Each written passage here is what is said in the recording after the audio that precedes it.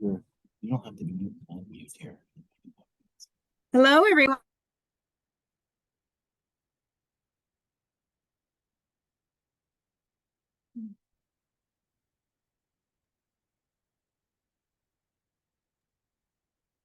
Good morning. Can everyone hear me?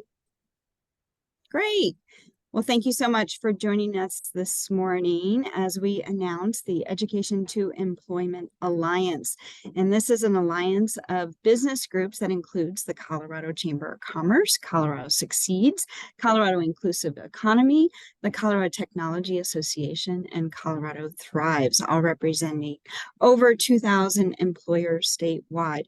And truly the goal of this alliance is to address the continued outcry for more workforce solutions that will improve the talent development pipeline and bring a stronger working relationship between business, education, government leaders to really address some of the workforce challenges that our group has identified. So if we move to slide number 2. We want to talk a little bit about some of our statistics and research that we've done. The research we've done is continuing to show that workforce is very, very much a top issue for employers statewide. And there are several roadblocks that are holding back businesses and potential employees. Just for example, the Colorado Chamber of Commerce did surveys both in 2022 and in 2023 statewide, and those results show that businesses really believe that higher education should spend more time incentivizing students to study in fields that have a greater workforce need and work more closely with businesses. And in our 2022 and 23 survey, those results show that 66% of businesses were having challenges in filling positions. Fortunately, some of those numbers did drop in 2023 to about 48%, but clearly this continues to be a challenge. And this is particularly strongest amongst employers that have 100 employees or more. And we also know the statistics that between 2 to 3 jobs are available for every worker here in the state of Colorado, which tells us that there are plenty of opportunities, but unfortunately, some of those employers statewide are still having to import talent from outside the state. So one other thing we want to mention too is we know that education and training are critical for getting our homegrown talent the skills that they need to get a job and grow professionally into the future. And when we look at the talent pipeline report, we see that more than 90% of jobs in Colorado require some kind of post-high school education. So clearly it's just as critical that students get education in fields where there are good paying opportunities. And finally, another problem that we identified within our alliance is within enrollment issues, and that some students are just not showing up. Enrollment in our colleges dropped 11% between 2020 and 2021, and only 50% of high school graduates went to college in 2020. So those are some startling statistics. And so this is telling us that the state is simply not producing enough industry-aligned, in-demand credentials that are needed for businesses to operate successfully into the future, and for students to be getting strong professional degrees in those areas that are much needed in the workforce. So finally, we are coming together because there is an urgency in addressing these issues. We truly cannot be complacent. That is why we are teaming up with education and government leaders to address some of these very top workforce issues. So now I'd like to turn it over to Scott Laban, Executive Director for Colorado Succeeds, to share a little bit more details about the goals of the Alliance. Scott, I'm going to kick it over to you.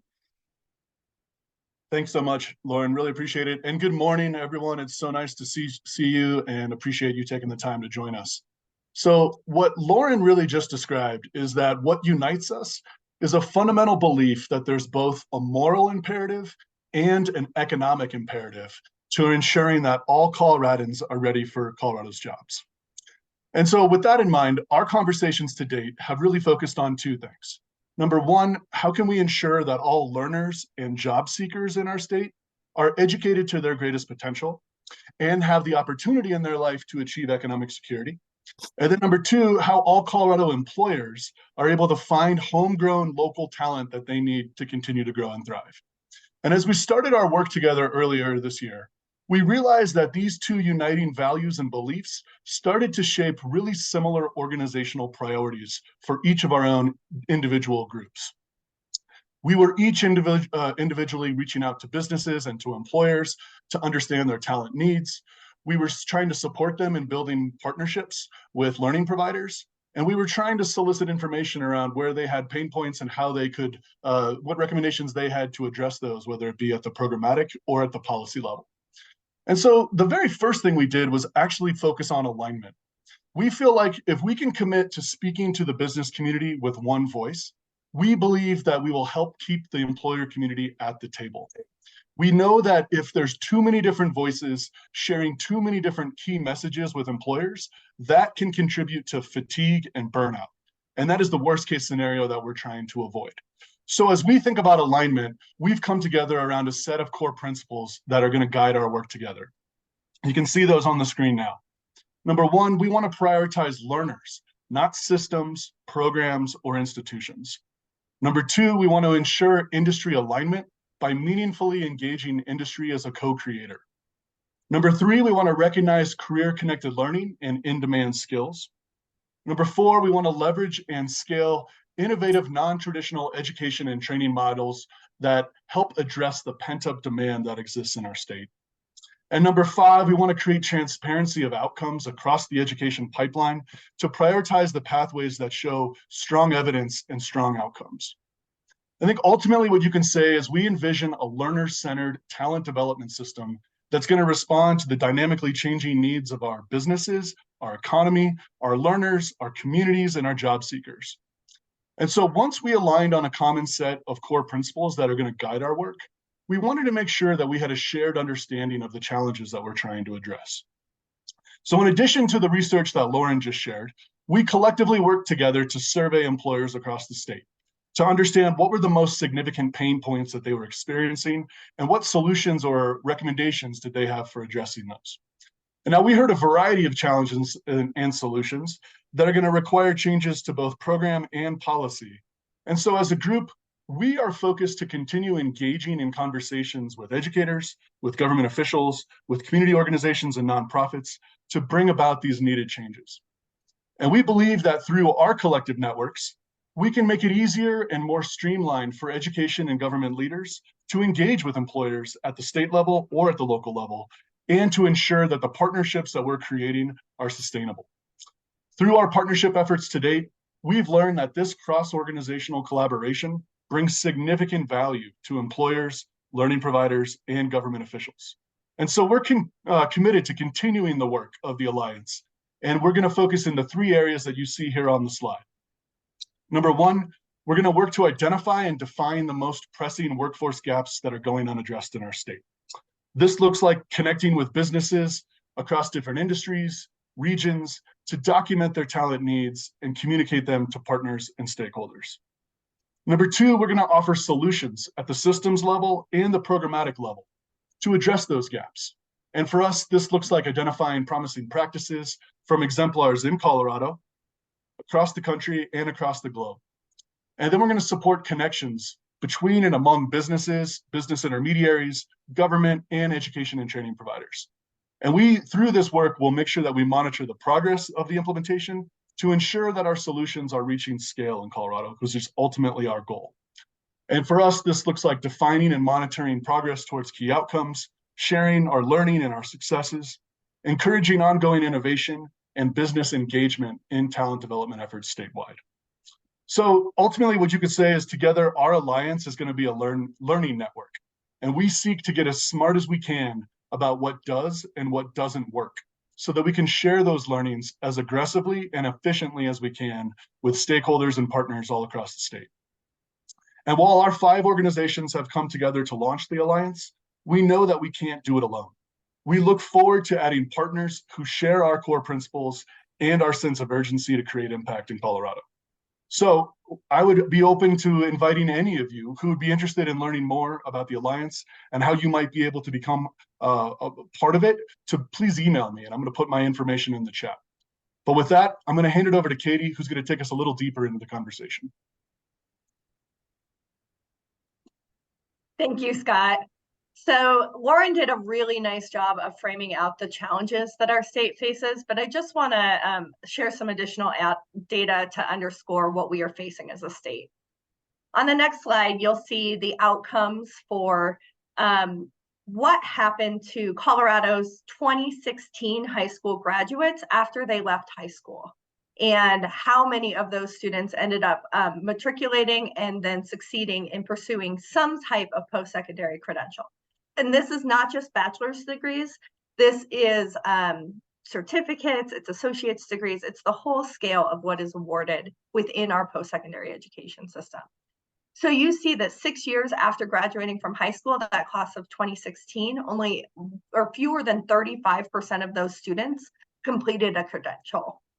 And the gaps are even more persistent when you look at what happened to our fastest growing population, which is our Latino students. Fewer than 20% or 21% of those students actually completed a credential 6 years out. And these gaps are what's driving some of the challenges that our state is facing. And we expect them to get even worse as we see fewer students even choosing to enroll within the system of post-secondary education after they complete high school. So we also need to be thinking about the different types of credentials that are being offered within our system.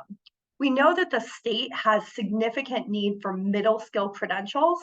And on our next slide, you see that we are just not producing those credentials. So at that class of 2016, only 2.4% of students achieved a middle skill credential. So this is a credential that is beyond a high school diploma, but it is not beyond the bachelor's degree. And if you look at where we are as a state, based on data from the Lumina Foundation, only 15% of our population falls into that middle skill credential space. And that middle skill credential space is not just important for our employers, it's also important for creating new pathways into higher level credentials. So we know, looking at the data, that in the long run, though the industry is demanding many middle skill credentials, for the individual, the longest return on investment is by getting to a bachelor's degree. But because we have so many few people pursuing education to begin with, that middle skills credential becomes the initial pathway to the higher level credential. And so our state has to both make sure that we are putting people into that credential space, and then also creating pathways up the ladder so that they can pursue a bachelor's degree later on in their career. The thing, though, that really keeps me up at night is some of the perceptions about our education and training system right now. So in 2023, Gallup did a poll that showed that just 36% of Americans had high confidence levels in our higher education system. And that on its own is a startling statistic, but what's more startling is that that changed 20 percentage points in less than 10 years. And so there is a quickly eroding confidence in the education and training system that is so essential to making sure that we have the skills matches that we need to drive our economy in the state and in our nation.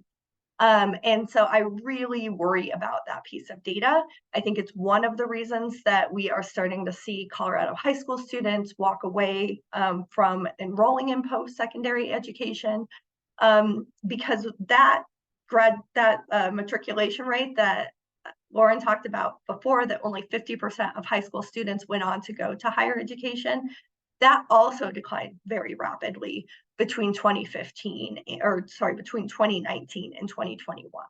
And we thought after COVID we might see a bump in that number, and actually have not seen a bump in that number.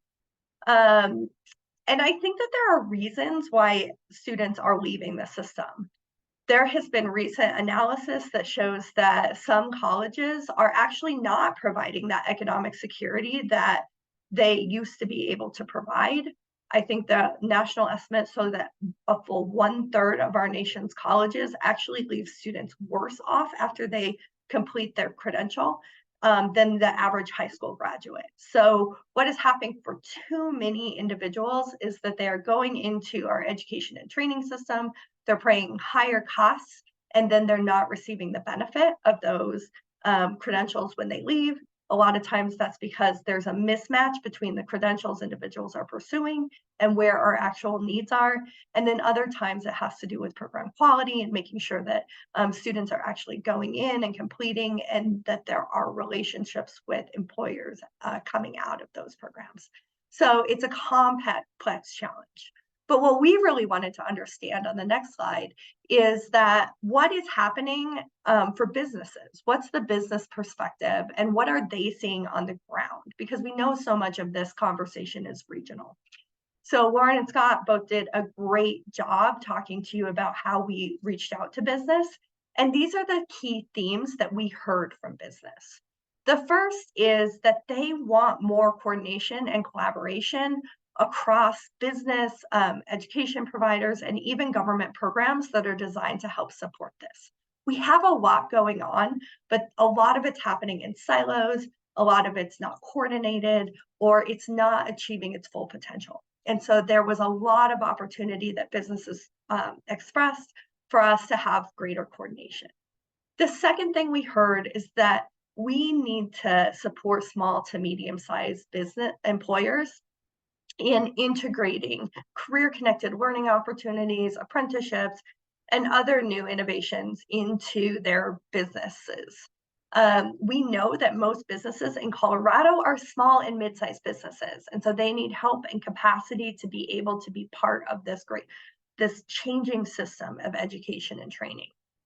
And then finally, we heard that the public sector workforce development and job training ecosystem needs to prioritize the pathways that matter, the pathways that we know are in high demand, and that needs to start early and it needs to be consistent. So we need to be focusing on the skills that employers need. We need to be focusing on the pathways that are most relevant to our society. We're very lucky to have the talent pipeline report every year. So there's a real interest in employers in helping make sure that we're investing in those pathways that have proven outcomes and that align with the skilled needs of our state. These themes led us to a series of recommendations, and I'm going to turn it over to Ed, who's going to walk you through the recommendations that are presented in this report. Thanks, Katie. For everyone who doesn't know me, I'm Ed Sealover, Vice President of Strategic Initiatives for the Colorado Chamber of Commerce. And I want to lay out for you the 5 recommendations that we've produced for how to address the gaps in our talent development system. And I want to emphasize as we do this, that what we're suggesting here is not just things for public entities to do, but steps that businesses can take in partnership with education and government. Recommendation number 1 is to measure outcomes and direct funding to education and training programs that help graduates achieve sustainable careers. Now, this is in many ways a simple request. Figure out which education and training programs are working and fund them. And it builds on work that Colorado, particularly the Colorado Department of Higher Education, has done on collecting data to measure the return on investment the state is getting from its educational tracks. But it also asked the state to do more. We have several annual reports that present information such as salaries earned by graduates of certain majors right now, but the data is not available in a form that it can be parsed more deeply by institutions or by students to understand what's working and isn't. And while the data can be used to compare outcomes from similar institutions, it can't be used to compare, say, traditional higher education institutions to shorter-term training and certificate programs, which is a choice that more learners are debating these days. We have the data, but Colorado needs to build a longitudinal data system that tracks the success of degrees and certificates in landing students in careers that pay sustainable wages over a defined period of time. And we need it to be in a form that everyone can use it.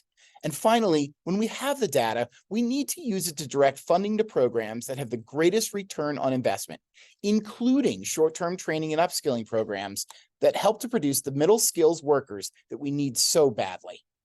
Recommendation number 2 is to create a regional talent development goals and actions plans overseen by a workforce intermediary.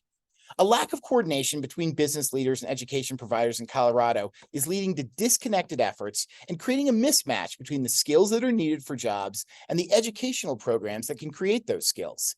In fact, at a regional meeting that we, the Colorado Chamber, held earlier this year, business leaders and county commissioners lamented that the local school system was not offering trade classes that were needed to prepare students to enter jobs in the regional manufacturing-focused economy.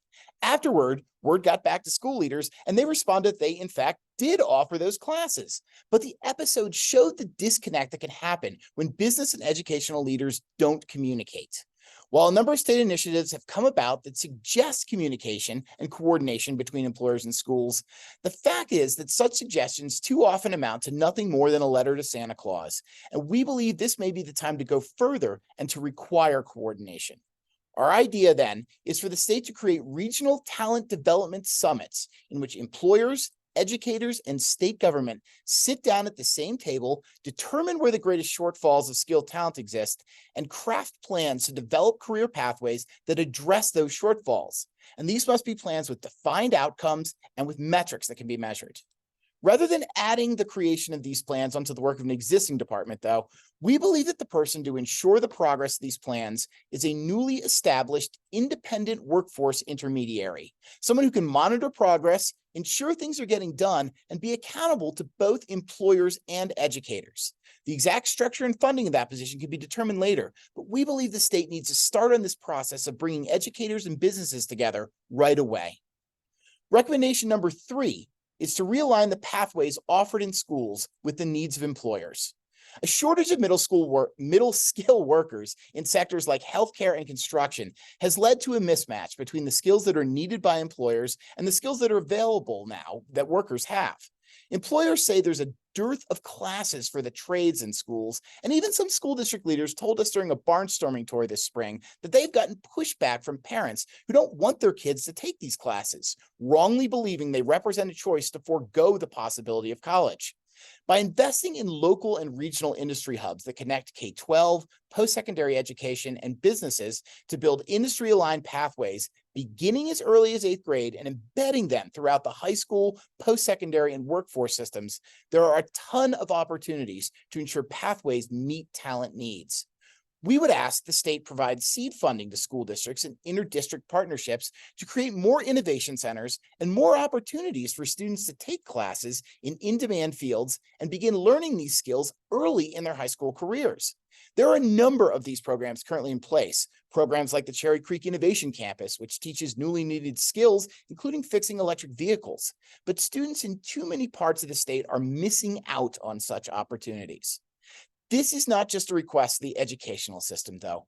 We also believe business must play a key role in this culture change, getting more involved in local educational systems by speaking to classes, participating in career fairs, offering apprenticeships, opening up their workplaces to field trips, and helping to design career-specific curricula. We, in fact, would ask the state examine whether any regulations need to be loosened to allow employers to contribute instructors for these courses as well. Our 4th recommendation is to streamline and incentivize employer participation in career-connected learning opportunities.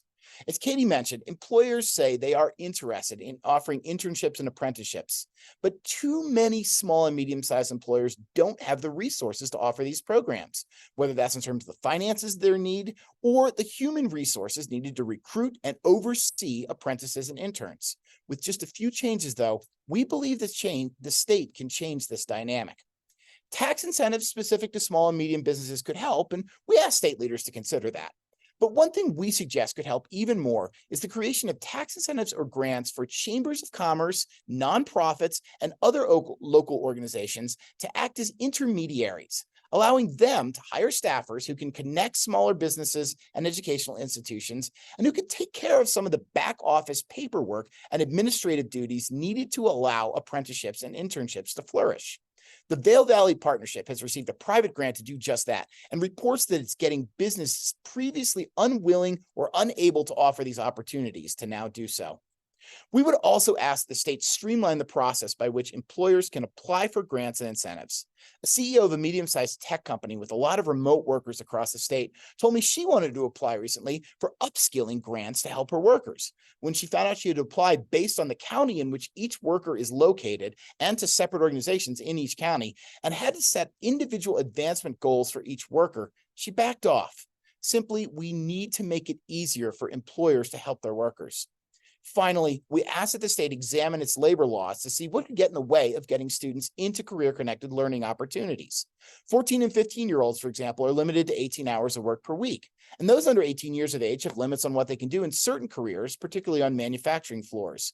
We believe such regulation should be examined and potentially pulled back if those students are working in supervised apprenticeship or internship programs that start them down their career pathways.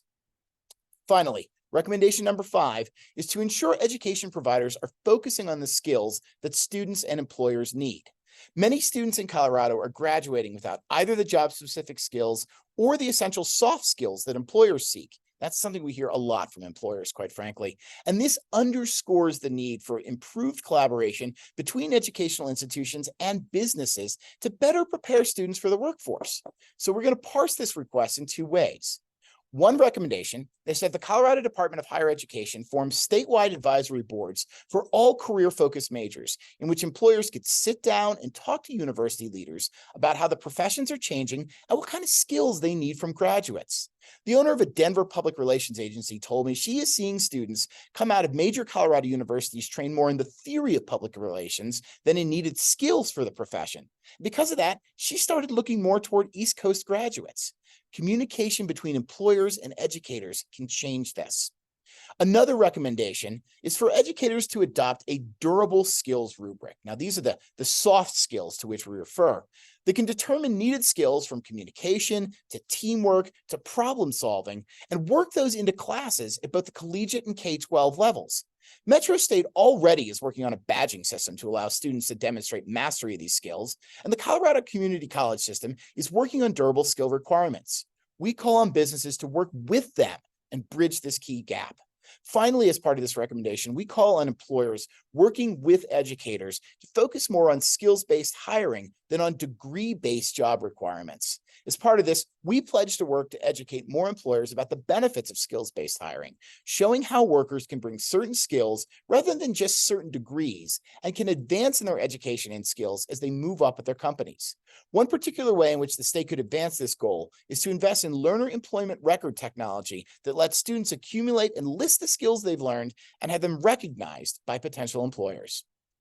Those then are our 5 recommendations on how business can work in partnership with the state and with educators to ensure that more learners are getting prepared for careers that can lead to sustainable incomes and also fulfilling outcomes that match their talents to needed skills. And we pledge to work in partnership to advance these goals. Thank you all for your attention to this. And now back to you, Scott. Well, thanks so much, Ed and Katie, for the overview of the recommendations and the data. I'm just so grateful for your ability to synthesize all the feedback we received and to really put it into a couple of key themes. Communicated that extremely well, so thank you. At this point, what I'd like to do is to bring in our other partners whom you haven't heard from yet. And so at this point in time, I would like to engage it with Helen Hayes, the founder of the Colorado Inclusive Economy. And Helen, my question for you, if you could get your voice into this conversation, is, you helped start the Colorado Inclusive Economy to address our state's equity gaps. And we just heard how stark some of those gaps are in education. How do you hope that this alliance can help our state make progress on narrowing or even closing those gaps? Thanks, Scott. I am Helen Young Hayes, as introduced. Now I'm also the CEO of Activate Work. In 2020, along with dozens of co-creators, I founded the Colorado Inclusive Economy Movement, or CIE. CIE is a CEO-led movement of 130 CEOs and their companies and organizations. We have pledged to build the nation's most inclusive economy by building diverse and equitable workforces that drive prosperity for all Coloradans, especially those from underrepresented communities. To do so, CIE members have embraced expansive and inclusive workforce practices like skills-based hiring and doing away with or reducing or recognizing implicit bias and other practices that hold back and exclude talent. The Education to Employment Alliance has the potential to align very well with CIE's goals to build a more inclusive skilled workforce by closing education gaps and providing access to education as well as mid-skill training through more short-term credentials. We need to provide individuals with the critical mid-level skills that our employer partners and our members are asking for.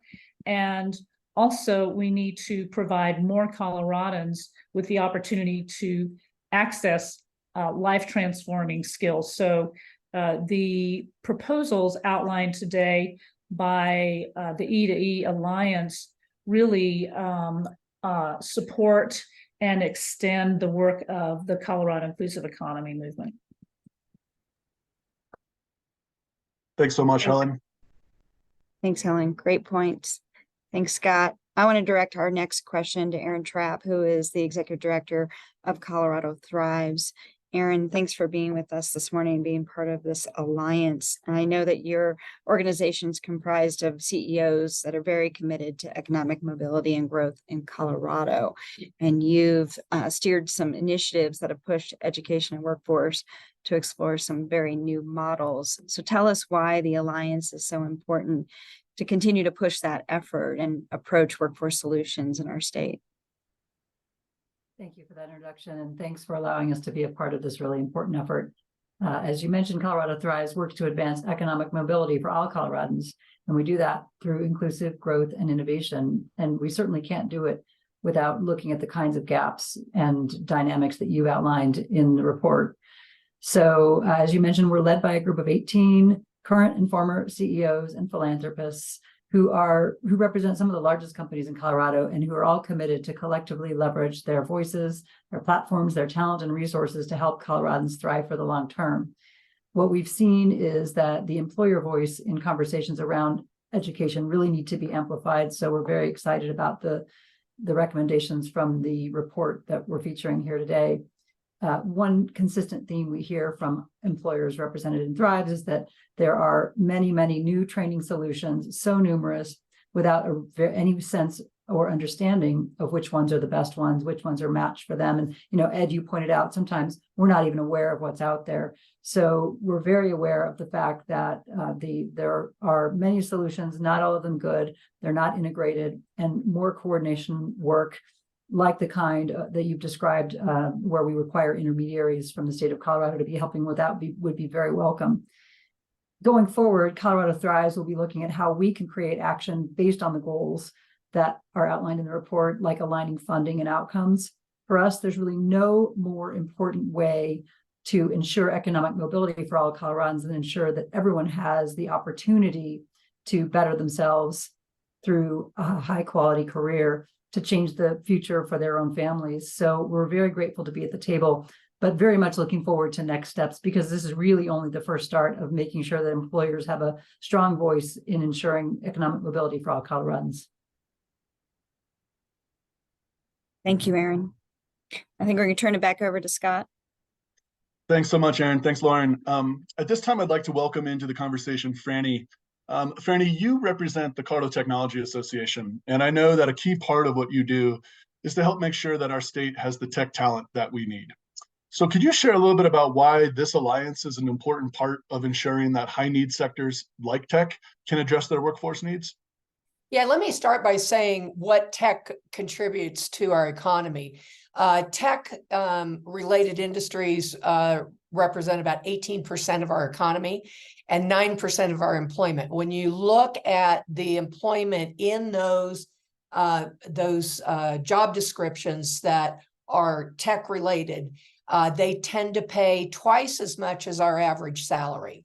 And so I think it's incredibly important that we have access to the knowledge, our learners have access to the knowledge that is required to thrive in this part of the economy that actually has tendrils out into all sectors. So when I look at doing the workforce, work over the last few years, we do have areas where we're coming together and collaborating, but there's a tremendous amount of silos. And I think you break down silos by looking at the big issues and identifying what direction we need to go, and not be looking at what an individual organization is interested in. So collaboration is incredibly important for us to do things efficiently. We've got some slides that Katie and Ed shared that were disturbing as far as people not having access to good jobs. And so we are here from a Colorado Technology Association to really improve the efficiencies of getting talent in good jobs with a great pathway for a career.